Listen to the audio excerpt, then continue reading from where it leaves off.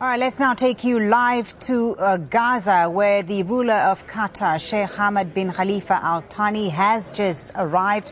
He's the first head of state to officially visit the Gaza Strip since Hamas took power in 2007. The Emir, as you can see on those live pictures, is currently holding talks with the Hamas Prime Minister Ismail Haniyeh. He's accompanied by his wife, Sheikh Hamoza, as well as the Qatari Prime Minister Hamad bin Jassem bin Jaber Al Thani. This visit is being hailed as a very important one by Hamas, which, as you know, took control of Gaza in 2007. And it comes at a time of tension between Israel and Hamas, as a series of airstrikes have killed a number of Hamas men in the Gaza Strip. Again, live pictures out of the Rafah crossing between Egypt and Gaza, where the Emir of Qatar has just arrived as he goes to visit the Gaza Strip. Now, the Emir is expected to inaugurate several reconstruction projects in Gaza. The aid was pledged at a summit in the Qatari capital, Doha, 3 years ago. Much of the funding will go to education, housing and infrastructure. It will include a hospital and a housing project called Hamad City in the south of Gaza. Local media says the total cost will reach more than $250 million. Much of the territory's infrastructure was damaged or destroyed during Israel's war on Gaza, which was launched at the end of 2008. Al Jazeera's Nicole Johnson is inside Gaza for us now, joins us.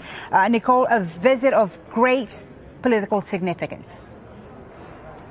Exactly, Folly. For Hamas, this is a real coup. In fact, I haven't seen Hamas officials looking quite so pleased with themselves since they managed to release more than 1,000 political prisoners last year. But this is a great political coup for them. Hamas is saying that it really ends their political isolation because, as you just explained, they've really been treated as a terrorist organisation, as a pariah government since they took control in 2007, and now they finally have a world leader, a leader of an Arab country visiting them.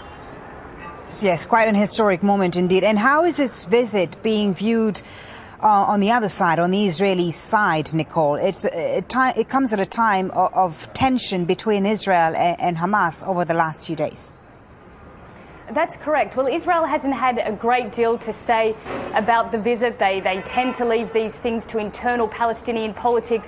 But the other very important thing to note is how this visit is being viewed by Fatah, that's the political rivals of Hamas, and the Palestinian Authority in the West Bank. Now, as I said, this is a real coup for Hamas, and what it isn't is good news for Fatah. Right. The Emir of Qatar is not going to Ramallah, he's not going to the West Bank.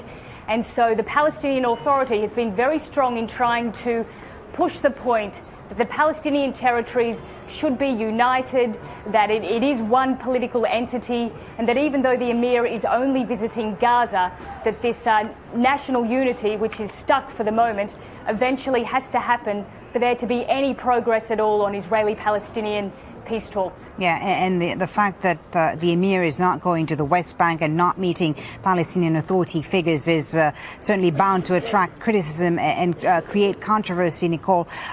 This visit to Gaza is a very brief one, I understand. Tell us exactly what is planned, where is he going to be going, what is he going to be doing? That's right. He is only meant to be in Gaza for about 6 hours along with his wife, Sheikh Hamoza. Now, 6 hours isn't too bad in Gaza because it is a very small place. After the official ceremony that we have at Rafah at the moment, he will be visiting a number of locations to lay foundation stones for a hospital as well as a city that is going to be named after the Emir, the construction of some 1,000 houses there. Later on in the day, he'll be meeting with some more senior Hamas officials and apparently trying to convince them to go to Cairo to continue talks with Fatah and to try and push along national reconciliation, which we really haven't seen any movement on for months now. He'll also be speaking at one of the main stadiums in Gaza, addressing thousands of Gazans and Hamas supporters.